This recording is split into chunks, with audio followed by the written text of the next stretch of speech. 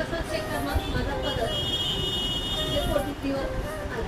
आता मला एवढं प्लेस झालं पाहिजे, ह्या बॅक साईडला मला प्लेस माझा त्या स्प्रेडिंग मधलं पाहिजे इथपर्यंत. माप किती आहे माझं